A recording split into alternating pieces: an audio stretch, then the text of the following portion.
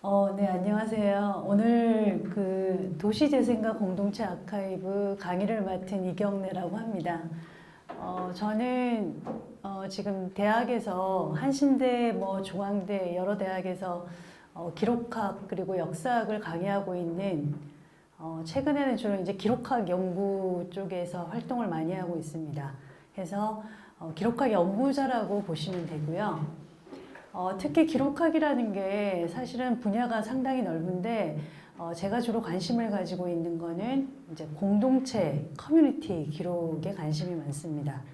그래서 원래는 아카이브라고 하는 것이 사실은 공공기관이 생산한 문서를 아카이브라고 합니다. 그래서 원래 공문서가 가장 기본, 가장 그 뼈대를 이룬다고 볼 수 있는데 이제 최근에는 이 아카이브라는 것이 공공 영역에서 생산하는 기록물뿐만 아니라 바로 여러분처럼 일반인들이 생산하는 기록에 상당히 많은 사람들이 관심을 가지고 있고 또 그것의 중요성을 다들 인식하고 있는 그러한 분야이기도 하고요. 그래서 여러 분야에서 이 아카이브에 대한 관심은 다양하게 있습니다.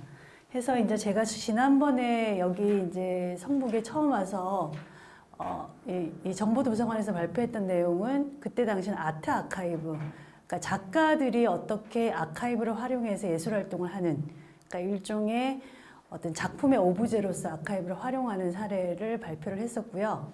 오늘 여러분과 함께할 내용은 그러니까 도시재생, 최근에 이제 많이 일어나고 있는 이 도시재생과 그 다음에 그것과의 관련성 속에서의 아카이브입니다. 바로 이제 공동체 아카이브라고 하는 건데요. 이제 오늘 여러분들은 이제 저희 나라에서는 특히 이 공동체 아카이브 중에서 가장 활성화된 형태는 일단 마을, 여러분이 많이 들으시는 마을 아카이브를 중심으로 이야기를 한번 진행해 보도록 하겠습니다. 네, 그럼 구체적으로 한번 시작을 해 보겠습니다. 그러니까 우리네 공동체라고 할 수 있어요, 마을은. 그래서 마을을 영어로 표기하면 뭘까요? 그러니까 초기에는 이렇게 마을이라는 게 여러분이 아시는 것처럼 일정한 지역에 기반해 있죠. 그래서 그러니까 에리어라는 측면을 얘기를 하다가 그것만으로는 불충분하다는 얘기들을 많이 합니다. 그래서 이웃이라는 또 얘기를 했었어요. 네이버후드, 그러니까 이웃 간의 어떤 친밀함 이런 것들이 또 얘기가 되면서 이 마을을 영어로 표기할 때 상당히 이제 학자들이 고민을 하다가 국내 결국에는 그대로 마을입니다. 영어로도 마을로 이렇게 얘기를 하고 있죠.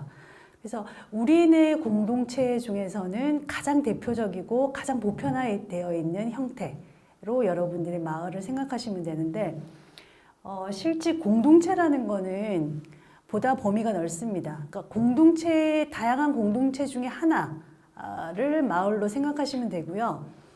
일단 공동체를 정의를 하자면 이제 영어로는 커뮤니티인데 일단 문화나 아니면 인종, 그죠? 아니면 종교, 아니면 일종의 이제 공통된 어떤 정체성이나 관심에 기반해서 그것에 근거해서 어떤 자신들을 규정하는 집단을 보통 공동체라고 얘기를 합니다. 그러니까 이러한 공동체 중에 하나인 마을은 흔히들 이제 로컬리티에 기반해 있다고 얘기를 해요. 그러니까 여기서 이 로컬리티라고 하면 지금 말씀을 드린 일정의 특정 지역에 기반한 지역성이 그 로컬리티의 가장 중요한 요소이기도 하죠. 하지만 그거에 더해서 그 지역에 기반한 주민들 간의 상호 간의 어떤 유대감, 그 다음에 상호 관계성 이런 것들도 굉장히 중요한 그 로컬리티를 이루는 구성 요소라고 볼 수가 있습니다. 그래서 로컬리티에 기반한 공동체로서의 마을이 의미하는 거는 지금 여러분에게 말씀드린 것처럼 일종의 특정 지역에 기반한 지역성, 거기에 상호 어떤 작용, 그리고 유대감이라는 요소가 더해져서 일종의 로컬리티를 형성하는 거고, 바로 이러한 로컬리티에 기반한 공동체로서 여러분들이 마을을 생각하시면 될 것 같습니다. 해서 이러한 마을은 우리 전통사에서 보면은 우리의 어떤 일상생활의 기초 공간으로 볼 수가 있죠. 그래서 우리는 마을에서 일도 하고, 그 다음에 쉬기도 하고, 같이 놀이도 하고, 이런 식의 모든 일상의 어떤 움직임들이 마을을 근거로 해서 많이 진행이 됐다고 볼 수가 있습니다. 특히 마을에는 전통적으로 생각해 보면 여러분이 잘 아시는 그러니까 마을 단위는 그러니까 조직들을 갖고 있어요. 그래서 예를 들면 뭐 대동회라든지 여러분 역사 시간에 배웠죠. 그래서 마을 주민들이 같이 모여서 이제 서로 이제 마을의 문제를 결정하는 협의체로서 대동회라는 것들도 있었고, 또 뭐 동계라는 것도 있었어요. 그러니까 동계는 예를 들면은 마을의 제사를 그러니까 주관하는 하나의 또 다른 마을 공동체 내에 또 다른 조그마한 공동체라고 볼 수가 있는 거고, 그 외에도 뭐 두레라든지 그러니까 노동 공동체도 있었죠. 그 안에는. 그러니까 지금 말씀드린 이러한 마을 내의 조그마한 자치 조직을 통해서 마을은 지금 말씀드린 것처럼 자치적으로 어떤 일상생활을 영위하는 공간으로서, 그러니까 마을 주민들의 협의에 의해서 자율적으로 그렇게 움직이는 그러한 것으로 볼 수가 있습니다. 외국과 비교를 한다면 실제 우리나라는 지금 말씀드린 것처럼 이제 우리네 공동체에서 마을을 얘기하지만 실제 외국 같은 경우는 대표적인 공동체들이 국가별로 상당히 그 문화적인 역사적인 배경으로 인해서 차이가 납니다. 예를 들면 미국 같은 경우는 다문화 사회죠. 그러다 보니 인종 공동체가 가장 대표적인 미국 사회를 대표하는 공동체라고도 볼 수 있고, 그 다음에 영국 같은 경우는 물론 지역을 기반으로 한 이러한 지역 공동체들도 있지만 역시 노동 공동체가 굉장히 활성화되어 있는, 그러니까 노동자들을 중심으로 한 어떤 공통의 어떤 직업이나 어떤 정체성에 기반한 또한 공동체라고 볼 수 있죠. 그런 노동자 공동체라든지 아니면 흑인 공동체 이런 것들이 되게 강한 그런 활동들을 전개를 하고 있습니다. 그리고 저희가 이제 그 공동체 아카이브를 연구할 때 이 호주 같은 경우가 이 공동체 연구가 굉장히 활성화되어 있는 대표적인 나라예요.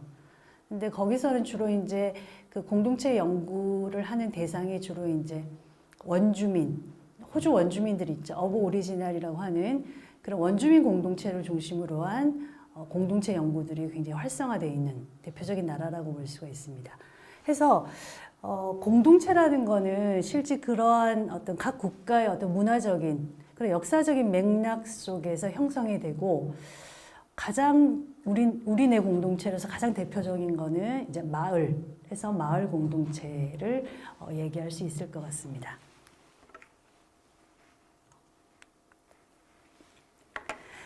해서 굉장히 이 마을은 우리네 전통 속에서 오래, 그러니까 존속되어 온 그런 공동체라고 볼 수가 있는데, 바로 이게 이제 마을이 해체되어 가는 국면을 겪게 되죠.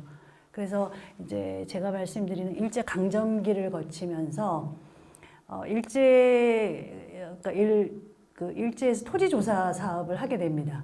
토지조사 사업을 하게 되면서 그러니까 자연 발생적으로 어떤 삶의 근거로서의 마을이 굉장히 인공적인 어떤 행정 단위로 재편되는 과정을 거치게 돼요. 그러면서 이 마을이라는 것들이 해체되어 가는 국면을 겪게 된다고 볼 수가 있습니다. 그리고 또 하나는 바로 권위주의 정권이라고 하는 산업화와 같이 이제 진행되는 정치적인 형태로서 어떤 권위적인 정권 하에서 이 산업화가 진행이 되고, 그러한 산업화들이 이제 도시를 중심으로 진행이 되면서 도시 중심의 지역 개발이 본격화되는 거죠. 그러면서 농촌은 그러니까 굉장히 더욱더 가난해지고 어려워지면서 농촌에 이제 공동화 현상이 발생을 하게 되는 상황입니다. 그러면서 농촌에 이제 마을이라는 것들이 이제 사람들이 없으니까 해체되어 가게 되는 상황이죠. 더불어서 이제 도시로 사람들이 모이면서 도시에 있는 공동체들도 해체되어 나갑니다. 그러니까 도시가 인구가 대량으로 유입되면서 바로 이제 그러니까 고층 아파트들이 들어서게 되는 거죠. 그러면서 도시라는 공간에서도 이제 그 고층 아파트를 중심으로 공간 자체가 재편이 되어 나가면서 도시에서의 그나마 남아있던 공동체들도 다 해체되어가는 그러한 국면을 겪는다고 볼 수가 있습니다. 그러면서 저희가 이제 전통적인 우리나라 마을이 가졌던 그런 일상 생활의 공간으로서의 그러한 마을은 해체되어 나가고 이 거주지라는 것이 이제 편의적인 공간의 의미만을 가지게 되는 거예요. 그래서 내 직장이 가깝기 때문에 내가 여기 산다. 뭐 이런 의미 또는 그러니까 어떤 투기의 대상. 그래서 재산 증식의 수단으로서 거주지의 의미 이상이 없게 되는 이제 그러한 상황들이 이제 발생을 하는 것을 볼 수가 있습니다. 그래서 이렇게 이제 한국 사회에서의 근대화와 더불어서 이렇게 마을 공동체가 잊혀져가는 그런 하다가 이런 마을 공동체가 다시 주목받기 시작한 것은 어떻게 보면 아이러니라고 볼 수가 있는데 바로 70년대 건의주의 정권 하에서 어떤 새마을 운동, 뉴 마을 무브먼트라고 이제 표현을 하는데 새마을 운동이 시작되면서 이제부터라고 볼 수가 있습니다. 실제 이 새마을 운동은 공식적으로는 전통적인 마을의 어떤 공동체주의를 표방했어요. 그래서 마을의 어떤 공동체주의를 복원하겠다. 그런 거였지만 실제 새마을 운동이 진행되는 과정을 보면 상당히 이제 물리적인 일종의 환경 개선 사업에 집중이 됐다고 볼 수가 있죠. 그래서 생활 환경을 개선한다 해서 초가 지붕을 흔히들 뭐 스레트 지붕이라고 하는 걸로 바꾼다든지, 그죠? 아니면 이제 관계 시설 그리고 다리 놔주고 도로 건설하고 이런 것들에 그러니까 물리적인 환경 개선 사업에 집중했던 그러한 거라고 볼 수 있습니다. 그것은 그대로 70년대 도시 지역의 어떤 개발 사업에도 연장선에 있다고 볼 수가 있어요. 그래서 도시 지역의 개발 사업도 당시에 굉장히 물리적인 어떤 개선 사업, 이런 그러니까 토건 사업이 주로 집중이 되고 아파트 올리고 뭐 재개발하고 이런 것들이 집중되었다고 볼 수가 있습니다. 그래서 지금 여기 보시면 굉장히 정부 주도적이고 어떤 토건 중심의 물리적인 개발을 지향하고 있는 그런 방향에서 이제 주로 진행이 되었죠. 새마을 운동은. 그래서 이러한 정부의 일방적인 움직임 그리고 토건, 물리적인 개발 지향의 이런 것들이 상당히 비효과적인 거죠. 비효과적인 걸로 증명이 되고 심지어는 지역민의 삶에 굉장히 폭력적인 걸로 이제 논의가 되기 시작을 했죠. 그러면서 오히려 주민들은 개발 이익을 둘러싸고 분쟁이 더욱더 많아지는 상황들이 발생을 하고 주민들 간의 갈등은 이전보다 더 증폭이 되는. 그래서 저희가 이제 앞에서 이제 제가 마을을 정의할 때 상호 호혜적인 관계망이라든지 유대감, 오히려 이런 것들이 더 깨져나가는 그러한 상황에 직면했다고 볼 수 있습니다. 해서 여기 보시면 완전히 이렇게 공동체적인 같이 상호 협의하고 이러한 공동체적인 요소가 완전히 박탈되어가는 그러한 상황에 처했다고 얘기를 할 수 있을 것 같습니다.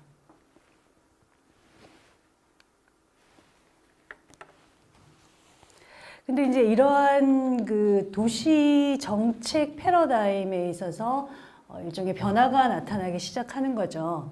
그것이 바로 이제 90년대에 이제 도시 개발에서 일종의 이제 도시 재생이라는 새로운 도시 정책 패러다임이 등장을 하게 된다고 볼 수 있습니다. 이것은 90년대 우리나라의 어떤 전반적인 정치 민주주의 성장이라는 부분과 맞물려서 이제 진행이 된다고 볼 수가 있죠. 그래서 정치 민주주의가 성장하고 일종의 뭐 지방자치 이러한 움직임이 활성화가 되고 더불어서 이제 시민사회 그리고 시민주도라는 이러한 프레임들이 굉장히 많이 등장을 하는 시기이기도 합니다. 이런 것과 더불어서 이제 도시정책 프레임도 개발에서 재생이라는 프레임으로 같이 맞물려서 진행이 되고 있습니다. 해서 개발과 재생의 차별성이라고 한다면 바로 물리적인, 그러니까 굉장히 하드웨어적인 환경 개선에서 이제 생활의 어떤 어떤 소프트웨어적인 개선이라고도 얘기를 하는데요. 질적인 측면에서의 개선이라고 얘기를 하고 있습니다. 그래서 이제 제가 이렇게 위에는 이제 주로 토건 사업을 얘기를 하는 거고, 이게 이제 결국에는 하트가 그려져 있죠. 그래서 일종의 굉장히 따뜻한 관계망의 복원이라든지 이런 식의 좀 이제 그 중점을 두는 것들이 바뀌었다고 볼 수가 있는데요. 대표적으로 얘기하면 뭐 돌봄, 케어링의 문화라든지 아니면은 공동 육아를 진행을 한다든지 이런 식의 이전과는 다른 어떤 도시정책 패러다임의 변화를 실질적으로 구현하고자 했던 그런 움직임으로 얘기를 할 수가 있겠습니다. 그리고 이제 일종의 정부의 일방적인 주도에서 이 재생사업은 그것의 한계를 명확하게 인식을 하고 이제 민관이 서로 손을 잡고 협력하는 방식, 그러니까 파트너 방식의 필요성들이 얘기되면서 이것이 이제 같이, 그래서 어떤 소프트웨어적인 개선과 더불어서 민관의 파트너십에 의한 방향으로 바뀌기 시작했다고 볼 수가 있습니다. 그러면서 일반 이제 민간 주민들의 참여 이런 것들이 굉장히 강조가 되고, 이 파트너십에 있어서도 민이 주도를 하고 이제 관이 그것을 지원하는 방식입니다. 그러니까 민관의 파트너십에 있어서도 양자의 굉장히 평등한 관계 속에서도 주도 세력은 민이고 관이 그것을 서포트하는 방식으로 가겠다. 이제 이렇게 얘기가 되고 있는 거죠. 해서 실제 풀뿌리 거주자 운동으로서 여러분이 한 번쯤은 이제 마을 만들기가 한창 붐이 일어서 진행이 됐죠. 이제 대표적으로 이제 서울시가 진행했던 마을 만들기, 이제 박원순 시장, 고 박원순 시장이 진행했던 마을 만들기를 여러분들이 이제 기억을 하실 텐데, 그 전에도 이미 그 독립적인 마을이 주체가 돼서 마을이 자발적으로 풀뿌리 거주자 운동이 일어난 사례는 있습니다. 그래서 이제 성미산 같은 경우가 가장 대표적이죠. 그래서 독립 공동체, 그러니까 마을 만들기를 시작을 했고, 그들이 이후에 이제 마을 아카이브를 구축하는 데서도 성무적인 어떤 사례를 보이고 있는 것은 이제 나중에 다시 설명을 하겠습니다. 해서 여기서 강조되는 것은 공생입니다. 더불어 함께 사는, 그리고 함께 즐기는 공생공락. 물론 그러니까 그래서 이제 공생하는 인간이라 그래서 요즘 호모 심비우스를 얘기를 많이 하죠. 그래서 저희가 이제 근대 속에서 근대성이라는 것들은 일종의 뭐 적자 생존의 논리를 강조하죠. 적자만이 살아남는다는 논리를 강조하지만 그것이 가지고 있는 폐해는 굉장히 심하죠. 그러니까 이 도태되는 인간이 당연하다는 식의 그런 거지만, 바로 이 새로운, 그러니까 공생의 관계가 보다 어떤 역사의 진보, 인간사의 발전을 위해서 보다 중요한, 그러니까 상당히 관점이 바뀌면 실행 방안도 완전히 달라지는 그러한 부분이라고 볼 수가 있죠. 물론 인간은 자신의 이익을 위해서 움직이기도 하지만, 이 호모 심비우스가 강조하는 거는 물론 그렇지만 동시에 어떤 공동의 문제를 해결하기 위해서 자율적으로 협력하는 공생의 모습의 중요성, 이런 부분을 지적을 하고 있습니다.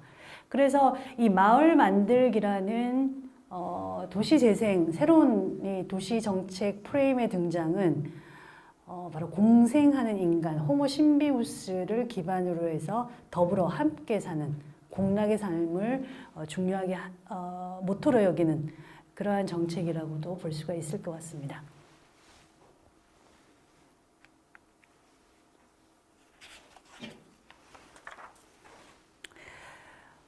그래서 이러한 도시재생이라는 새로운 정책 패러다임의 일환으로, 그러니까 마을 만들기죠. 마을 만들기 일환으로 이제 오늘 여러분들이 본격적으로 논의할 마을 아카이브가 얘기되기 시작합니다.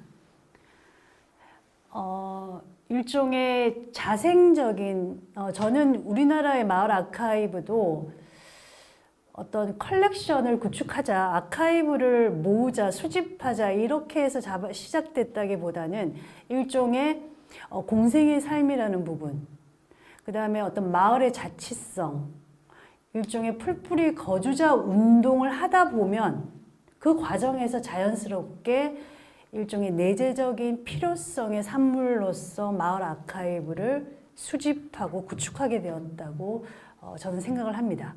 그러니까 일종의 결과로서의 아카이브가 아니라 이러한 풀뿌리 거주자 운동이라는 어떤 그것의 일환 또는 과정으로서의 어떤 아카이빙의 등장, 이것이 저는 되게 중요한 부분이 아닐까 생각을 하거든요. 대표적으로 이제 예를 들면 그러니까 이 풀뿌리 거주자 운동의 일환으로 아카이브가 등장하는 맥락은 바로 특히 공동체가, 그러니까 마을이라는 공동체가 특히 공공 갈등을 겪을 경우에 이런 것들이 굉장히 자극제가 됩니다. 그러니까 정부기관과의가 또는 공동체가 갈등을 빚는 공공 갈등이라고 얘기를 하죠.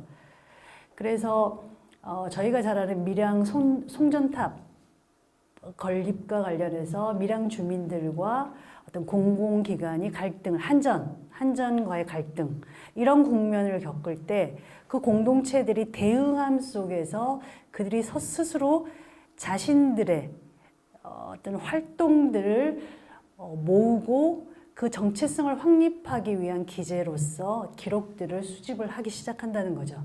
왜냐하면 자신들의 목소리가 어디에도 보존되지 않고 알려지지 않는다는 것을 알게 되는 순간 스스로가 마을 아카이브, 그러니까 기록들을 수집을 하기 시작합니다. 그리고 성미산 마을 같은 경우도 성미산 마을이 처음부터 우리 성미산 마을이라고 마을 주민들이 인식했던 건 아닙니다. 그러니까 일종의 성미산 자락에 그냥 그 근처에 사는 사람들이에요. 하지만 그 성미산 마을의 주민들이 스스로 어떤 성미산 마을의 주민이라는 정체성을 갖기 시작한 거는 바로 성미산 마을, 그 성미산 개발 운동, 개발을 반대하는 성미산 개발 반대 운동을 전개하면서, 그래서 마포구청과의 갈등 국면, 그러니까 공공 갈등이죠. 이것도 일종의 그런 갈등을 겪으면서 주민들 스스로가 그 개발 반대 운동을 전개함 속에서 이렇게 정체성들이 형성되어 나가는 거예요. 성미산 마을이라는 정체성, 그 다음에 성미산 마을의 일원 주민이라는 정체성, 이런 것들이 형성되어 나가고, 그런 것들을 이제 운동을 전개하는 과정 속에서 이제 기록물들이 생산이 되죠. 생산이 되는데, 그러니까 만약에 뉴스를 보면은 자신들의 목소리는 없는 거예요. 그러니까 마포구청의 어떤 개발 이익, 이런 것들이 강조되고 있는 어떤 프레임에 대해서 주민들은 우리가 강조하는 어떤 지금 얘기했던 생태주의라든지 어떤 환경주의, 이런 목소리가 반영되지 않는 부분. 그래서 이런 것들을 통해서 일종의 내재적인 어떤 필요성의 산물로서 기록들을 수집하고 컬렉션을 구축하는 그러한 움직임이 포착이 된다고 볼 수가 있습니다. 해서 일종의 이제 지역 주민들만의 방식으로 지역 주민들이 주체적으로 자신의 기억들을 만들어 나가는 거고, 그 기억을 만드는 수단으로서의 기록의 수집이라는 부분이죠. 그래서 이런 주민들의 방식으로, 그러니까 그 성미산의 이야기가 타자화되지 않는 방식이라는 거죠. 성미산 주민 스스로가 자신들만의 방식으로 기억하고 공유하는 거. 이게 가장 중요한 공동체 아카이브의 장점이라고 볼 수가 있습니다. 그래서 이러한 것들을 통해서 저는 그러니까 이 아카이브라는 것이 마을 만들기라는 어떤 도시 재생의 어떤 이 프레임의 변화와 더불어서 이 마을 아카이브의 등장이 상당히 상호 유기적으로 밀접하게 연계되어 있다고 생각을 합니다. 물론 이게 모든 나라에서 동일하게 이렇게 진행되는 것은 아닙니다. 그러니까 예를 들면 일본 같은 경우도 일본이 마을 만들기를 우리나라가 이제 많이 이렇게 모범적으로 가지고 왔다는 얘기는 들었어요. 하지만 일본의 마을 만들기에서 마을 아카이브의 비중은 그닥 높지 않습니다. 그러니까 그렇게 이게 유기적으로 연계된 모습이 잘 포착되지가 않아요. 근데 우리나라는 이러한 것들이 굉장히 이게 연계돼서 이렇게 나타나고 있는 동반해서 수반되는 그런 모습들을 저는 볼 수가 이제 있었습니다.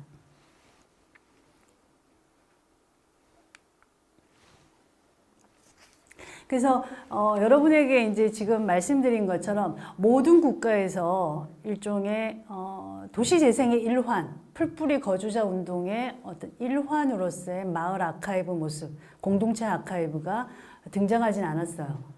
하지만 저희와 가장 유사한, 어떻게 보면 굉장히 선구적인 사례가 어디냐면 바로 영국입니다. 영국이 바로 지금 말씀드린 어떤 도시 재생의 일환으로서 어떤 그 기제로서 바로 공동체 아카이브가 구축되고 있는 그러한 사례를 보여주는 대표적인 나라라는 생각이 듭니다. 제가 이제 비교해서 얘기를 하자면 미국 같은 경우, 북미라고 그러죠. 미국이나 캐나다 같은 경우에는 저희가 얘기하는 이런 공동체 아카이브들이 형성이 되어가는 국면들을 보면 저희가 지금 얘기하는 방향과는 상당히 다릅니다.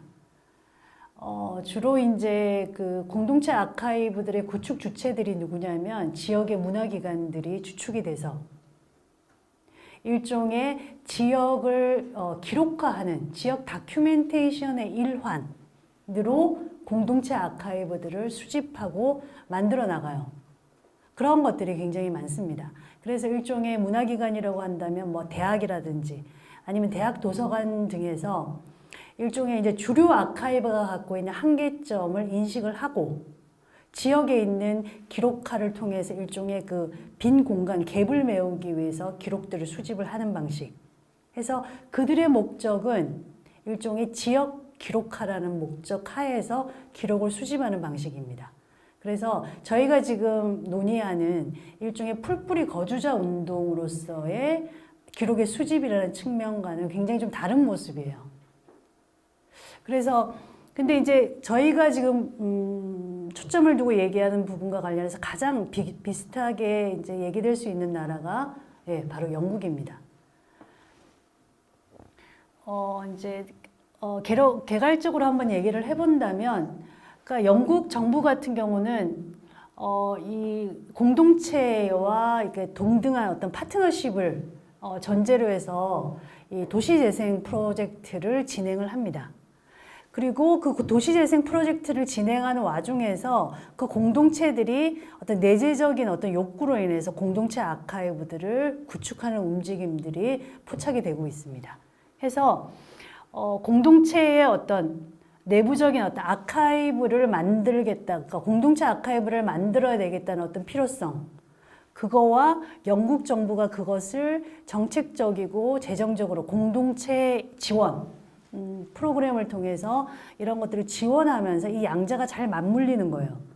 그렇게 되면서 영국의 공동체 아카이브는 지금도 전 세계에서 가장 많고 가장 발전된 형태라고 저는 보고 있습니다. 그래서 현재도 지금 한 3,000여 개의 공동체 아카이브들이 영국 전역에 퍼져 있습니다. 물론 여기서 공동체 아카이브라고 하면 지역 기반의 공동체도 있고 또 아까 말씀드렸던 어떤 공통의 어떤 정체성에 기반한 다양한 공동체를 포함해서 3,000여 개 정도의 공동체 아카이브가 활동하고 있는 것으로 알고 있습니다.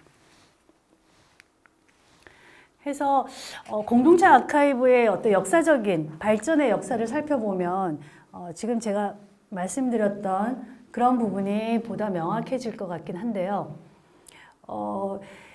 실제 민간 기록이라는, 그러니까 공동체 기록이라고 하면 이제 민간에서 생산되는 기록이라고 볼 수가 있는데, 민간 기록이 수집되기 시작한 거는 보통 19세기 정도 되면은 민간 기록들을 수집을 합니다.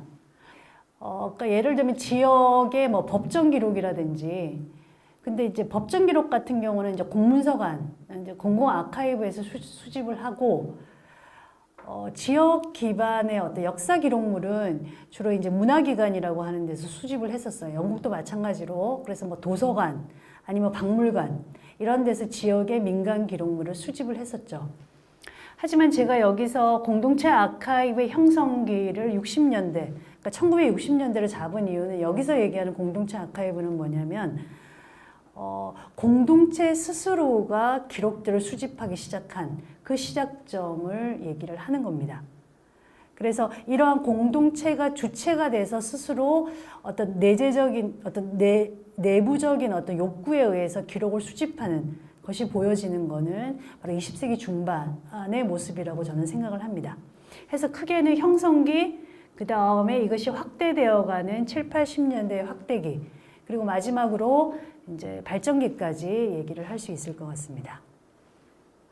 해서 형성기 단계를 보면 그 형성과 관련해서 맞물려서 이제 진행이 되는 게 뭐냐면 역사적인 어떤 맥락을 살펴보면 바로 영국 정부가 진행했던 공동체 발전 프로젝트를 통해서였다고 볼 수가 있어요. 그래서 이 공동체 발전 프로젝트가 뭐냐면 그 당시에 영국 정부의 일종의 뭐 사회사업, 사회보장사업의 일환입니다. 그래서 12개의 굉장히 소외되고 가난한 지역의 공동체를 영국 정부가 지원하는 프로그램이었어요. 근데 이 프로그램을 통해서 이제 공동체에 대해서 관심을 갖기 시작을 하면서 공동체에 관련된 기록들을 수집하고 그것과 관련된 어떤 저술이라든지 다양한 출판물들이 나오기 시작을 합니다. 그러면서 바로 지역사 연구라는 부분들이 등장을 하기 시작해요. 그러니까 공동체 연구가 일종의 지방사 그리고 지역사 연구라는 맥락과 연결되는 거죠. 그러면서 이제 뭐 공동체, 그러니까 지역에 관련된 기록을 수집하기 시작했고, 그러면서 공동체 아카이브에 대한 구축에 대한 프로젝트들이 일부에서 등장을 하기 시작합니다. 그리고 뭐 구술사 프로젝트라든지 공동체 관련 뭐 저술, 전월 작업 이런 것이 시작이 되는 거죠. 그래서 초기의 60년대는 지금 여러분에게 말씀드린 것처럼 일종의 공동체라는 것이 무엇인지 개념이 등장하기 시작하고 그 다음에 초기는 역시 지역 기반의 어떤 공동체 아카이브들이 하나씩 생겨나가는 그러한 맥락을 살필 수가 있습니다. 그리고 이어서 이제 확대기에 접어드는데요. 이 확대기는 이제 시기적으로는 이제 1970년대하고 80년대라고 보시면 되는데 역사적 맥락으로 보자면 이제 그 당시에 영국에서 시작됐던 바로 역사 워크숍 운동의 맥락에서 이해할 수 있습니다. 그래서 이 역사 워크숍 운동이 뭐냐면 일종의 역사의 민주화를 표방하면서 그동안 소외되었던 역사로부터 소외되었던 피지배계층의 역사도 중요하다. 그러면서 지배계층의 역사뿐만 아니라 어떤 피지배계층의 역사 서술의 필요성 이런 것들을 강조했던 운동이라고 볼 수 있어요. 그래서 물론 영국에서는 이게 이제 역사 워크숍 운동으로 진행이 됐지만 뭐 독일에서는 일상사 연구 또는 미국에서는 뭐 문화사 연구 다양한 형태로 진행이 되고 있죠. 그래서 이런 워크숍 운동이 이제 노동사에 대한 관심 그러면서 노동 아카이브라는 노동과 관련된 기록을 수집하는 것으로 이어졌다고 볼 수가 있습니다. 뿐만 아니라 그 사회적인 소수자죠. 인종 소수자들, 그래서 흑인이라든지 아니면 이제 성적 소수자들, LGBT라든지 이들을 중심으로 한 아카이브의 설립까지 연결해서 진행되었다고 볼 수가 있습니다. 해서 이 시기에는 이전에 어떤 로컬리티에 기반한 이런 아카이브 형성에서 더 나아가서 지금 얘기했던 어떤 공유된 정체성에 기반한 아카이브의 구축으로 보다 확대된 공동체의 범위가 확대되면서 아카이브의 범위도 보다 확대되는 그러한 양상을 볼 수가 있습니다. 그리고 마지막은 이거는 이제 제가 논문에서 얘기했던 부분인데요. 90년대 정도 되면 이제 저는 발전기라고 봅니다. 그래서 이 시기는 실제 전 세계적으로 보면 80년대에 산업화가 재편된다, 산업 구조 자체가 재편된다고 얘기를 하고 있죠. 그러면서 이제 경기 침체도 나타나고, 그러면서 주요 산업이 붕괴되는, 그러면서 영국 내부적으로도 공동체들이 해체되어가는 그런 위기에 직면했다고 볼 수가 있습니다. 당시에 바로 영국 정부가 바로 이 도시 그 공동체가 해체되는 것을 막기 위해서 도시재생 프로젝트를 진행을 하고 있습니다. 해서 이제 그 공동체들을 지원을 하기 시작을 하고 있습니다. 그래서 그 지원을 받은 그 공동체들이 대표적으로 이제 여기서 콤마넷이라고 여러분들 좀 생소하실 텐데요. 이게 뭐냐면 제가 지금 여기서 얘기를 하고 있는데, 그러니까 도시 재생을 지원하기 위해서 영국 정부가 공동체한테 재정적인 지원을 하게 됩니다. 근데 그때 당시에 지원을 받은 그 공동체 중에 웨스트 요크셔주의 배틀리 시가 있었어요. 그 시가 재정적인 지원을 받았는데 그 시가 재정적인 지원을 받아서 뭘 만드냐면 바로 이 콤마넷을 만듭니다. 이게 뭐냐면 일종의 그 소프트웨어 프로그램이에요. 그래서 공동체들이 스스로 자신의 기록을 온라인에 업로드할 수 있는 아주 간단한 소프트웨어 프로그램입니다. 이걸 개발을 하고 이걸 무상으로 공동체한테 배포를 하고 있어요. 그러면서 이것이 굉장히 공동체 스스로들이 공동체 아카이브를 구축할 수 있는 굉장한 드라이브를 제공을 해주고 있습니다. 그래서 이 콤마넷은 이후에 그 지금 얘기했던 배틀리시뿐만 아니라 영국 전역에 나아가서 전 세계의 공동체에 무료로 배포를 해서 아프리카까지 많은 어떤 지역 공동체들이 이 프로그램을 이용해서 작지만 스스로 주민들이 그러니까 이미지하고 뭐 문서를 스캔하고 거기에 일정 부분에 어떤 메타 정보를 붙여서 온라인상에 업로드해서 활용할 수 있게끔, 그래서 그거 활성화와 관련해서 굉장히 중요한 역할을 했던 거라고 볼 수가 있습니다. 해서 이러한 재정적 어떤 정책적인 정부의 지원을 받아서 공동체 아카이브가 가장 활성화됐던 90년대, 예, 그리고 공동체가 스스로 주체가 되는 측면들, 이런 것들은 되게 중요한 지점이라고 생각이 듭니다. 그러면 우리나라 마을 아카이브를 한번 보도록 하겠습니다. 그래서 앞에 조금 전에 얘기한 것처럼 우리나라도 그 풀뿌리 마을 운동 일환, 그러면서 그 굉장히 독립적인 인디펜던트한 그러한 마을 아카이브들이 성장하는 모습을 드러내고 있습니다. 대표적으로 이제 성미산 마을 아카이브죠. 성미산 마을을 중심으로 한, 그래서 2003년도에 아까 말씀드린 성미산 개발 반대하며 성미산 지키기 운동이 이제 시작이 되면서 주민들 간의 일종의 끈끈한 유대감들이 형성이 되고, 그러면서 이 운동 과정 속에서 생산된 기록을 이제 아카이브를 한번 만들어 보자는 것이 내부적으로 논의가 자발적으로 되고 있습니다. 그래서 2008년에, 그러니까 2003년도에 그런 운동이, 개발 반대 운동이 시작되고, 그래서 5년 정도 되면 이제 기록이 모이기 시작을 하죠. 그러면서 2008년도에 이제 최초로 아카이브를 만들겠다는 공식적인 모임이 시작이 됐고, 그때 당시에 그 마을 주민 한 분이 굉장히 그 아카이브를 연구를 하시는 분이라 이런 것들이 이제 굉장히 동력이 됐던 것 같고, 외부의 그 아카이브 전문가들이 자발적으로 같이 합류를 해서 그 아카이브를 만들고 있습니다. 그래서 성미산 마을 아카이브는 사실 굉장히 선구적인 사례로 일본에서도 와서 보곤 하지만 지금은 이게 반반한 컬렉션을 갖고 있지는 않아요. 그래서 그 당시에 그 활동했던 시민 활동가 분의 컴퓨터 속에 그냥 있습니다. 하지만 저는 그렇지만 굉장히 의미 있다고 생각을 해요. 그러니까 저희가 이제 결과물로서 아카이브를 본다면 그게 사실은 결과가 아무것도 없기 때문에 무의미하다고 볼 수 있지만, 저는 이제 풀뿌리 어떤 거주자 운동의 일환, 과정으로서의 아카이브를 중요하게 생각하기 때문에 저는 굉장히 성미산 마을 운동 아카이브가 굉장히 의미 있다고 보는 거죠.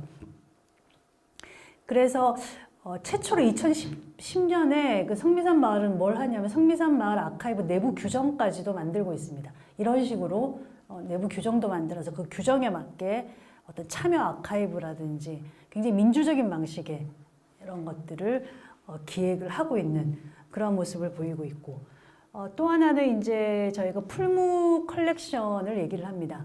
그러니까 충남 홍성군 홍동, 그래서 거기서 이제 유기농법 생태마을이라고 얘기하는 풀무에서의 그런 어떤 컬렉션 구축의 움직임을 얘기를 하죠. 이것도 굉장히 자발적인 움직임이었고, 풀무 같은 경우는 특히나 흥미로운 거는 그 컬렉션 자체가 기존의 다른 굉장히 그 마을의 정체성을 가장 잘 드러내기 위해서 주민들이 고민했던 모습들. 그래서 굉장히 그러니까 새로운 시도를 많이 했습니다. 그래서 기존에 어떤 기본적으로 기록을 기술하는 방식에 있어서도 기본적으로 뭐 메타 정보들을 이렇게 기술하는 정도였다면 풀무 컬렉션 같은 경우는 굉장히 영상 기술서를 만든다든지 아니면 내러티브 기술서를 만든다든지 그래서 정말 외국에 내다 놔도 정말 아마 굉장한 그러니까 공동체들이 우리의 어떤 정체성을 가장 잘 표현할 수 있는 기술 방법이 뭘까를 고민했고 그래서 새로운 굉장히 공동체다운 새로운 컬렉션이 나왔던 걸로 이제 주목할 수 있는 부분이라는 생각은 듭니다. 그리고 이어서 이제 지자체 수준에서의 도시재생 프로젝트들이 진행이 되는 거죠. 마을 만들기가 진행되면서 바로 마을 아카이브들이 성장해 나갔다고 볼 수가 있습니다. 그래서 앞서 얘기했던 고 박원순 시장이 2012년 무렵에 이제 마을 만들기를 본격적으로 시작을 하고 그 마을 만들기의 핵심 아젠다로 뭐가 들어가냐면 바로 마을 아카이브를 구축하는 것이 들어가게 됩니다. 그러면서 그때 당시 마을 만들기도 이제 민간 협치 이런 것들이 많이 얘기가 되고 민에 의한 주도 이런 거를 강조했던 것처럼 아카이브에도 고도로 이어집니다. 그래서 민간의 어떤 협치, 그러니까 민이 주도하고 관이 지원하겠다는 것과 그 다음에 또 하나 그 서울시에서 했던 사업과 관련해서 이제 그 당시에 뭐 지금 은평이라든지 정릉이라든지 6개가 선정이 돼서 마을 만들기 일환으로 마을 아카이브 시범 사업을 했는데요. 당시에 그 서울시가 했던 사업을 보면 상당히 지금 얘기했던 역량 강화. 그래서 일종의 전시 행정이라서 뭐 컬렉션을 만들어서 일회적인 전시에 그치는 것이 아니라 그 마을이 기록할 수 있는 일종의 인프라에 신경을 썼던 사업이라고 저는 평가를 하고 있습니다. 그래서 당시 중심을 뒀던 것이 마을 내부에 주민들이 스스로 기록할 수 있는 마을 아키비스트 양성을 위해서 이들을 교육 프로그램을 통해서 이들을 양성한다든지 그 다음에 컨설팅도 어떤 일방적인 정부의 컨설팅이 아니라 그 공동체의 상황을 파악한 다음에 맞춤형 어떤 컨설팅을 제공을 하고 그 다음에 일종의 베스트 프랙티스라고 할 수 있는 모범 실무 그래서 마을 아키비스트들이 어렵지 않게 적어도 몇 가지 지침을 제공해서 아카이브를 실질적으로 구축할 수 있게끔 하는 부분에 굉장히 신경을 쓰고 교육 교재를 개발하든지 이런 것들에 많이 신경을 썼었습니다. 그래서 저는 상당히 이 서울시에서 진행했던 마을 만들기를 통해서 이제 마을 아카이브 사업이 활성화되고 이것은 이제 지금 이제 여러 지자체로 확산이 되죠. 그래서 최근에 뭐 증평이라든지 뭐 청주라든지 이런 데서도 활성화되고 있고 그 다음에 지방기록물관리기관에서도 민간기록물을 상당히 많이 수집을 합니다. 그래서 서울 같은 경우는 서울기록원이 대표적이죠. 그래서 서울기록원에서 민간기록물, 지방기록물을 그러니까 수집을 한다기보담도 서울기록원 같은 경우도 기본적으로 이제 물리적으로 이렇게 가져오는 작업이 아니라 공동체 스스로가 기록을 잘 관리하게끔 도와주겠다는 방식이에요.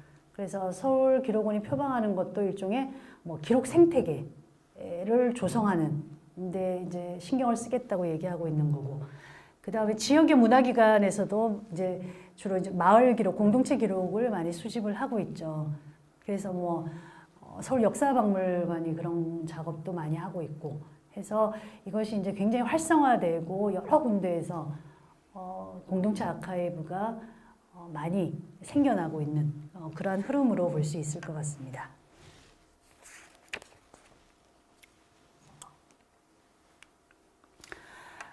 실제 이렇게 민관 협치, 이제 거버넌스라고 하는 것에 대해서 상당히 부정적인 시각도 있습니다. 아까 일종의 하나의 이제 푸코가 얘기했던 것처럼 이것도 또 하나의 통치의 전략이라고 얘기를 하고 있지만 저는 민간 협치는 상당히 필요하다고 봅니다. 왜냐하면 마을 아카이브들이 막 많이 생겨났죠. 생겨나는 것까지는 좋지만 실제 이러한 공동체 아카이브들의 어떤 지속 가능성을 담보하는 부분이 상당히 어렵습니다. 재원도 없고 어떤 지원이 없으면 공동체들이 굉장히 이 아카이브를 구축하고 그것을 활성화하고 이용 가능하게 하기가 굉장히 힘들다는 거죠. 근데 이거는 우리만의 고민이 아닙니다. 그래서 초기의 논의를 보면 공동체 아카이브에 대한 논의도 보면은 초기에는 막 이제 마을 그러니까 공동체 아카이브의 필요성을 굉장히 그러니까 논의하는 연구가 활성화됐었어요.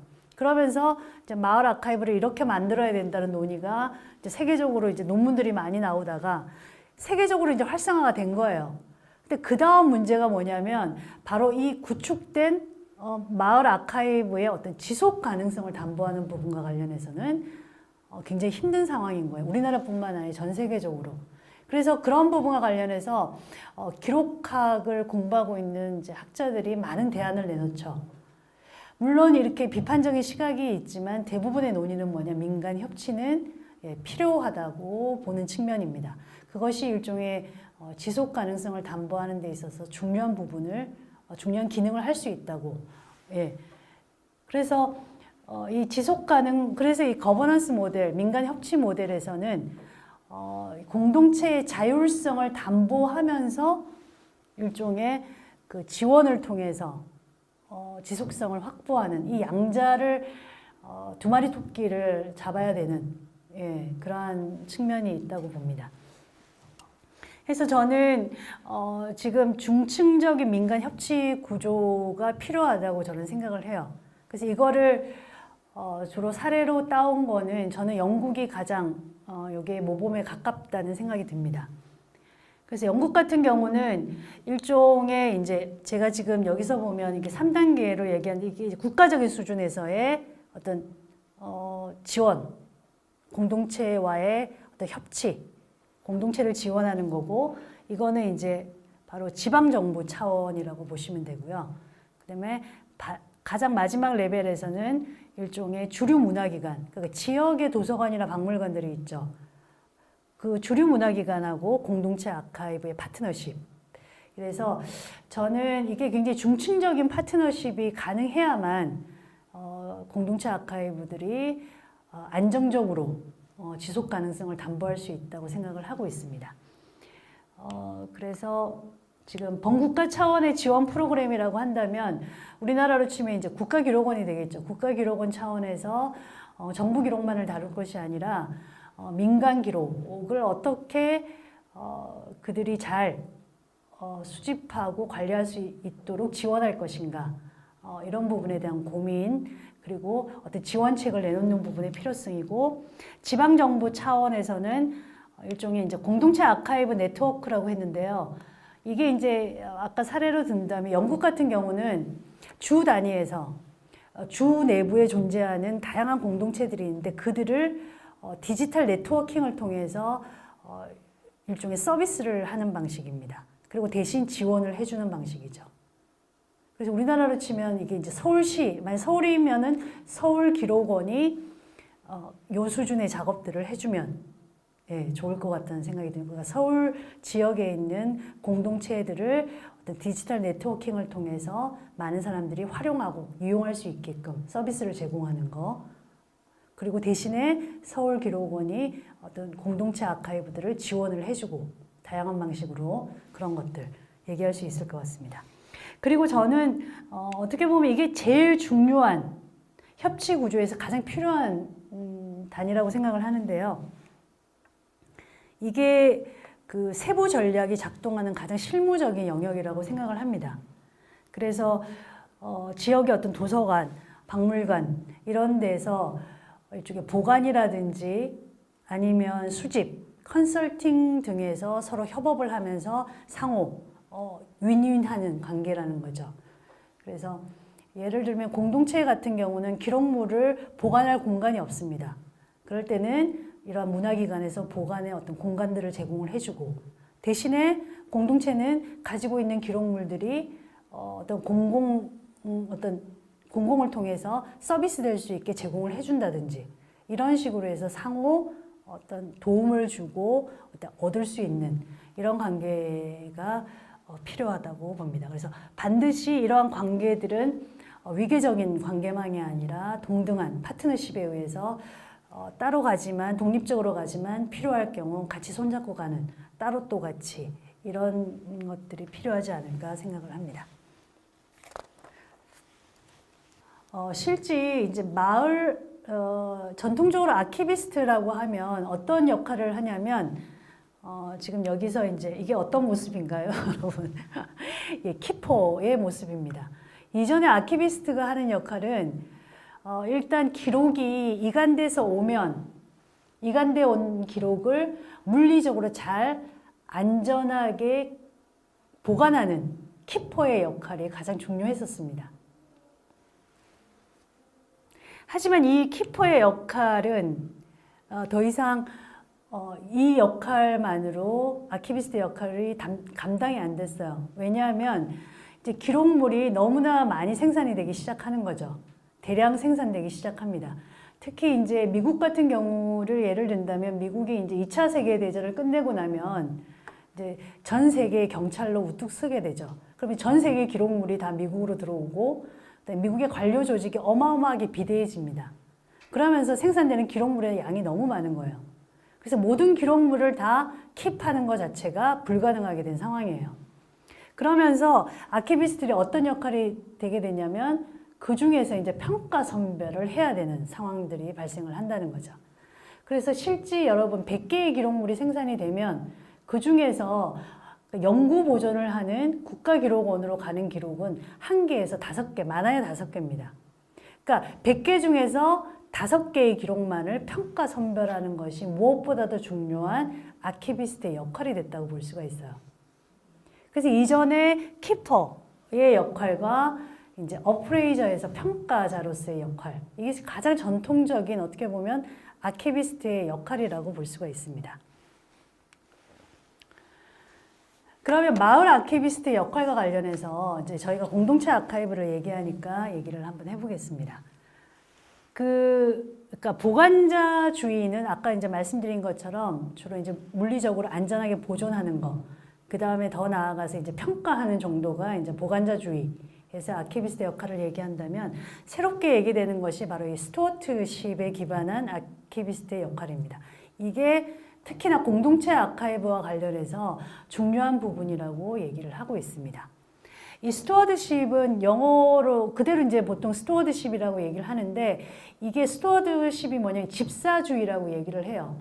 그래서 큰 서양에서 보면 큰 이제 저택이나 그런 데 보면 집사들이 두고 있죠. 그 집사들이 이제 살림을 하는 집안에 그러니까 이 일을 챙기면서 일일이 이제 그런 것들을 하는 일이라고 볼 수가 있는데 바로 마을 아키비스트의 역할이 바로 그래야 된다고 얘기를 하고 있습니다.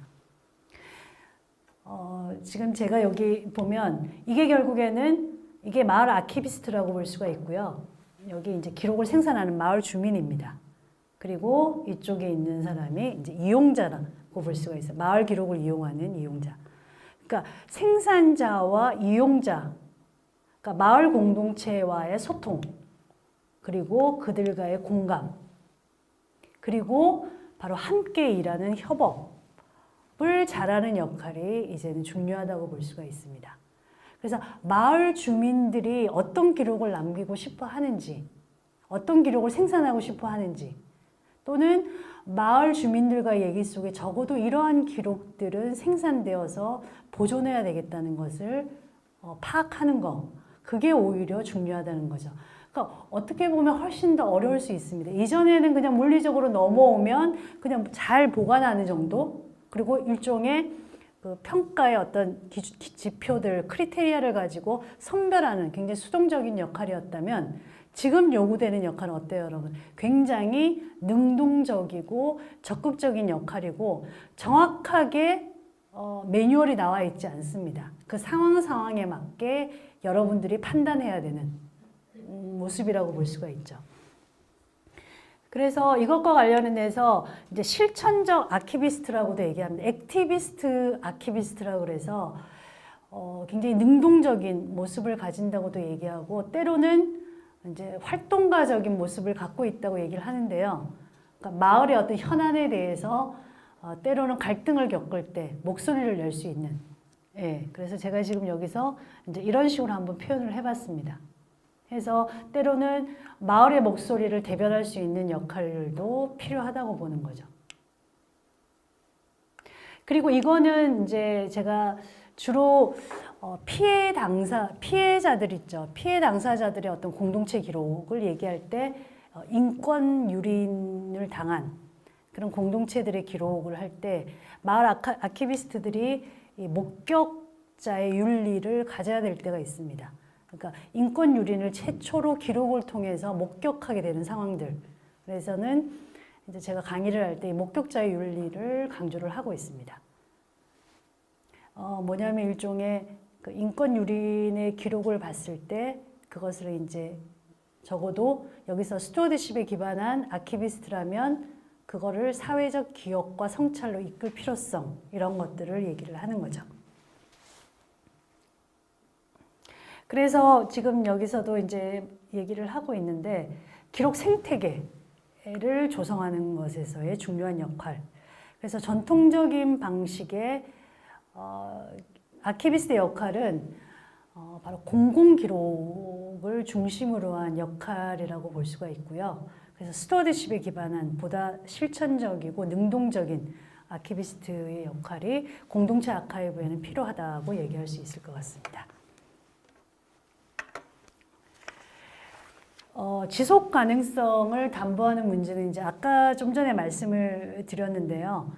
그래서 민간의 어떤 파트너십에 기반한 어떤 지속 가능성의 필요성을 얘기를 했고, 이제 저는 이 지속 가능성을 담보하기 위해서 가장 중요한 부분은 물론 지자체 수준에서 아까 할 수 있는 지원을 하는 거, 그 다음에 뭐 국가기록원이라든지 국가적인 차원에서 할 수 있는 지원, 이것도 물론 중요하지만 가장 중요한 거는 저는 요 단위라고 생각합니다. 그러니까 공동체 내부에 마을 아카이브 운동의 어떤 지속 가능한 동력을 지속 가능하게 확보하는 문제가 가장 중요하다고 생각을 해요. 그래서 실제 마을 아카이브들이 만들어지는 걸 보면 주로 시민운동가 몇 분에 의해서 초기에는 많이 그 움직임이 주도가 되고 있지만 만약에 그분들이 이사를 가버리거나 외국으로 이민을 가버리면 어떻게 동력을 상실하게 되는 상황들이 발생을 하는 거잖아요. 그렇지 않기 위해서는 지속적으로 마을 주민들 간의 어떤 공동체 아카이브에 대한 어떤 이 컨센서스를 그런 과정들이 필요하다는 거죠. 합의 구조를 만들어내는 거. 이것들의 어떤 필요성, 이것들의 중요성, 이런 것들을 계속 알려내고 마을 주민들의 공감을 얻는 부분. 이런 것들이 저는 굉장히 중요하고 필요한 부분이라는 생각이 듭니다. 그리고 또 하나는 마을 공동체 내부에 또 다른 공동체들이 있습니다. 그죠? 그래서 예를 들면 뭐 예술을 하는 사람들의 어떤 공동체가 있을 수 있고, 또는 뭐 이주민들 공동체들도 있을 수 있고, 또는 어떤 성적 소수자들을 중심으로 한 공동체도 있을 수 있고, 그런 공동체와의 네트워킹이 굉장히 중요하다는 거예요. 그래서 그런 어떤 다른 공동체와의 유기적인 연계관계, 그리고 바로 주류 문화기관이라고 하는 도서관이라는 박물관과의 네트워킹, 이런 걸 통해서 보다 그 마을 아카이브가 어떤 지속 가능성을 안정적으로 구축해가는 그런 것들이 굉장히 중요하다는 생각이 듭니다. 그리고 지자체 차원에서는 뭐 저희가 할 수 있는 거는 아니지만 이런 움직임도 필요하다는 얘기고요. 그다음에 범국가 차원에서의 공동체 아카이브의 지원 체계. 그래서 실제 국가기록원이 우리나라 국가기록원, 영국은 아까 말씀드린 영국의 국가기록원은 이제 TNA라고 보통 얘기해요. 더 내셔널 오브 아카이브스에서 이제 TNA라고 얘기하는데 영국의 국가기록원은 거의 2000년대 초반에 민간 기록물이 어떤 공공 기록물만큼 중요하다고 표명을 했습니다. 그리고 일종의 이제 팔짱 끼기 프로그램이라 그래서 공동체 아카이브와 어떤 정부 아카이브가 팔짱 끼기 해서 이렇게 거버넌스 체계 속에서 포함시키려고 굉장한 노력을 했던 그런 것들이 있었는데 우리나라는 실제 국가기록원이 우리는 정부 기록만을 관리하는데도 버겁다고 얘기를 했었어요. 근데 최근에 2020년도에 최근에 국가기록원이 그 비전을 발표를 했는데 그 속에서 중요한 부분으로 발표됐던 게 바로 민간 공동체 아카이브를 지원하겠다고 얘기를 하셨습니다. 그래서 앞으로는 이런 부분들이 잘 맞물려서 우리나라에도 발전적으로 좀 진행되지 않을까, 예, 그런 생각을 해봅니다. 그래서 이제 마지막 조금 늦어진 것 같은데 마지막으로 제가 생각하는 예, 공동체 아카이브의 지향입니다. 저는 저희가 네, 이렇게 주물러주는 치유와 공감의 기록이었으면 좋겠습니다.